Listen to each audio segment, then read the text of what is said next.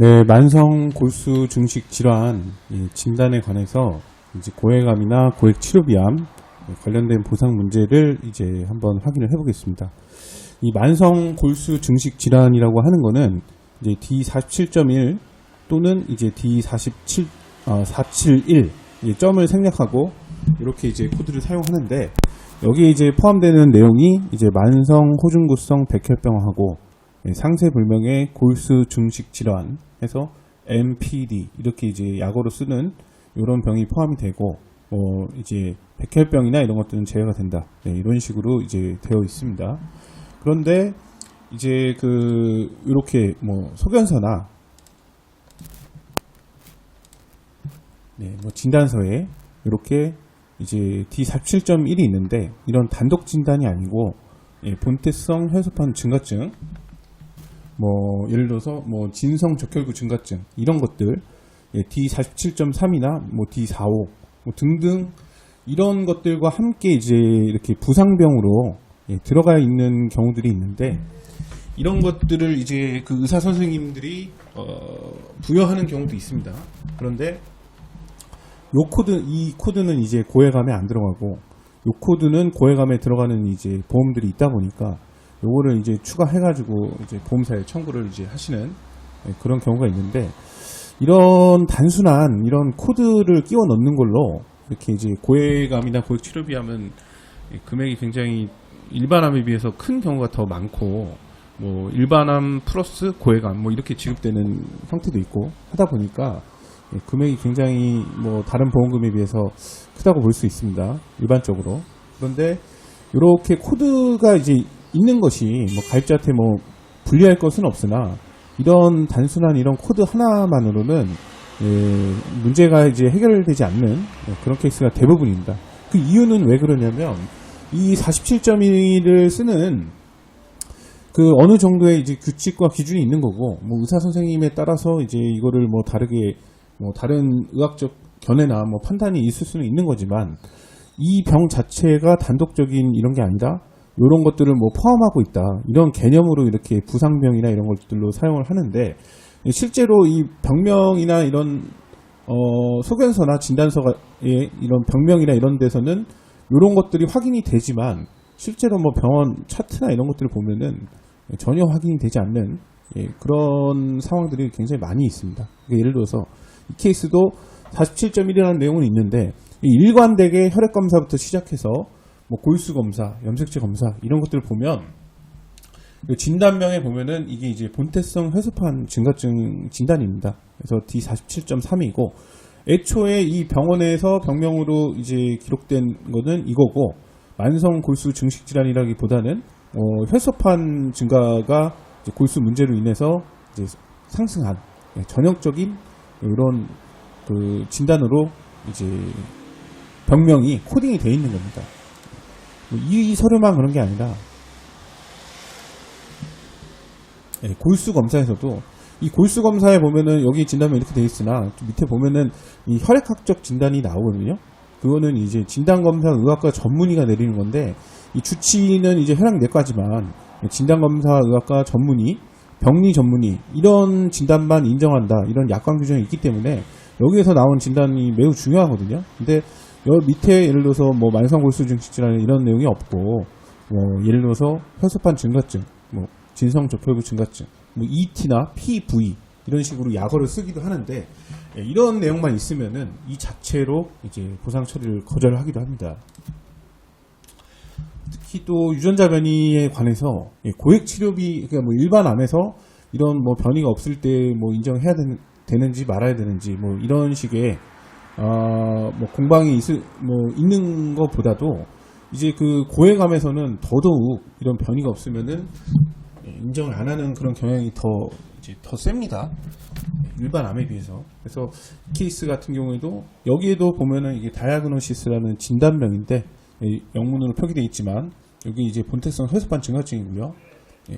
유전자 변이가 있어야 되는데 여기에 변이가 나오지 않은 이런 검사 결과가 있었던 그런 사례입니다. 이런 내용들을 보면은 보험사가 심사하는 방식은 물론 이제 회사나 담당자에 따라서도 차이가 있고, 내부적인 지침이나 이런 것에 대해서도 이제 차이가 있는데, 이런 이제 단순한 이런 병명 하나하나 뭐 코드가 이제 진단서에 추가로 이제 받아서 제출하는 거는 뭐 심사자의 이제 뭐 여러 가지 이제 즉 거절할 수 있는 방법들이 있는 거기 때문에 뭐 근본적으로 그런 게 아니라 약관에 이게 해당이 되지 않느냐 뭐 이런 한 요건 정도만 충족한 거라고 볼 수가 있습니다. 그래서 이런 뭐 코드가 있어도 뭐 보험사는 이제 거절을 하는데 뭐 내용은 이제 조금씩 다 다릅니다. 이 케이스를 보면은 혈소판 증가증이랑 만성 골수 증식 질환 소견서를 추가 발급했다. 뭐 아까 그 소견서고요. 보험금을 청구했는데 뭐 서로 다른 질병의 특성을 나타내는 코드로 상호 배타성을 갖고 있는 각각의 독립된 코드이기 때문에 예를 들어서 뭐 혈소판 증가증이 47.1 만성 골수 증식 질환에 포함된다 하더라도 해당이 없다는 얘기입니다. 그래서 함께 적용할 수 없다. 그리고 이 코드가 나오기 위해서는 이 만성 골수 증식 질환 제일 앞에서 살펴본 그런 코드에 요게 있었죠. 만성 골수 증식 질환에 해당할 수 있는 이런 내용으로 진단이 돼야 된다. 뭐 이런 주장이었습니다. 그래서 이제 고해감은 부지급된다. 이런 식의 있었고, 이거는 뭐 이런 한 군데 회사만 이렇게 하는 게 아니고 여기 보면은 뭐 여기 사례도 이제 D47.1은 일반적으로 사용하지 않는 진단명이다. 여기에는 뭐 진성적혈구나 뭐 본태성 혈소판, 뭐 1차성 골수 섬유증 등이 이제 분류될 수 있는데 이 질환 중에 이제 어디에 해당하냐? 피보험자는 요거에 해당하는 거지 47.1을 적용할 수 없다. 이런 식으로 이제 주장을 한 거죠. 그리고 뭐 최근에 이제 2021년이나 2022년 법원 판결에서도 47.3만 인정했지 뭐 47.1을 인정하지 않았다. 그래서 뭐 이런 법원 판결 번호까지 이제 기재를 해서 이제 보험금 처리가 되지 않는다.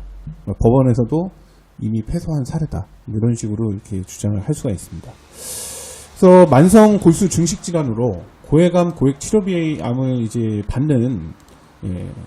받을 수 있는 가능성은 전혀 없는 게 아니라 받을 수 있는 가능성이 있고, 지금 아까 소개한 이런 사례도 그런 내용들은 있었지만 저희가 손해사정 진행을 해서 성공을 했습니다.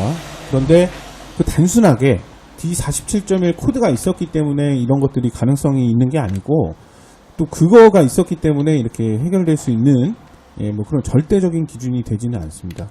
그래서 이런 거에 대한 해결 방법은 이제 케이스마다 다른데, 이 케이스 같은 경우에는 뭐 다른 분들에서는 변이가 나타났는데 이분 같은 경우는 변이도 이제 나타나지 않아가지고 좀 더 문제가 있었죠.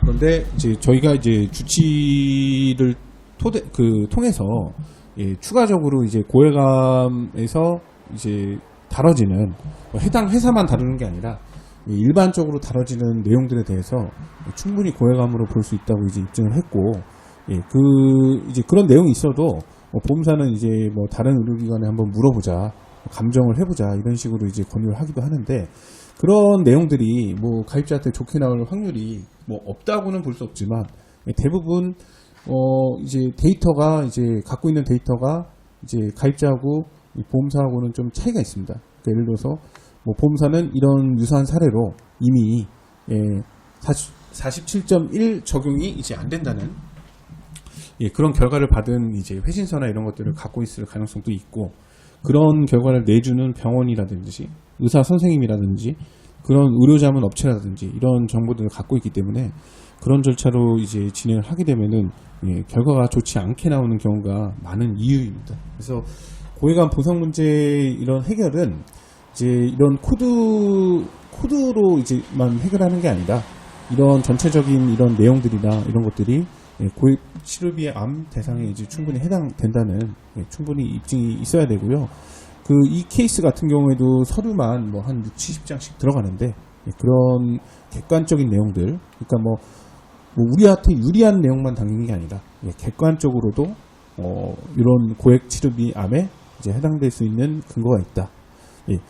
사람마다 이런 뭐 검사 결과나 수치 이런 것들은 또 다 다르게 나오기 때문에 뭐 여기 혈액 검사 결과는 없지만 검사 결과에서 나타나는 예를 들어서 혈소판 증가 수치가 어떤 사람은 뭐 100만이 넘는 경우도 있고, 어떤 사람은 뭐 50만만 넘은 경우도 있고, 어떤 사람은 또 하이드린이나 이런 약물 처방을 받아서 치료를 하는 경우도 있고, 어떤 사람은 뭐 적혈구 증가증으로 뭐 사열만 하는 경우도 있고, 이게 이제 사람마다 차이가 있기 때문에 단순히 어떤 하나의 무슨 일반적인 해결 방법을 찾을 수 있는 게 아니라 그 각각의 사례에 맞는 중함과 뭐 경함의 정도에 따라서 또 추가적으로 보완해야 될 내용들이 또 사례에 따라 달라지는 것이기 때문에 그런 내용들을 토대로 이제 분석부터 먼저 해야 되고, 그 각각 사례에 맞는 해결의 방법을 마련을 해서 이제 진행을 해야 됩니다.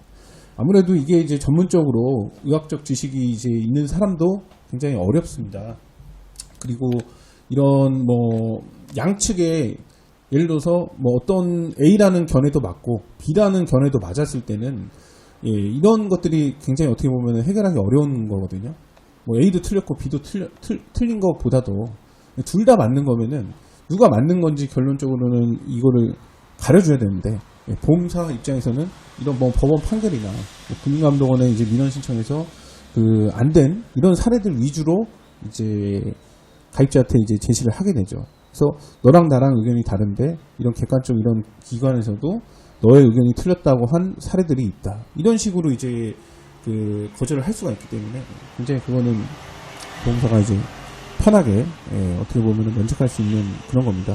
그래서 이런 부분이 쉽지가 않기 때문에 아무래도 이 케이스는 이런 유형은 47.1만 받아갖고 그냥 청구를 하기보다는 손해사정사 이런 사례들이 아주 오랫동안 여러 사례들을 해결한 경험이 있는 그런 손해사정사 선임을 해서 진행을 하는 것이 이 성공의 확률을 높이는 방법입니다.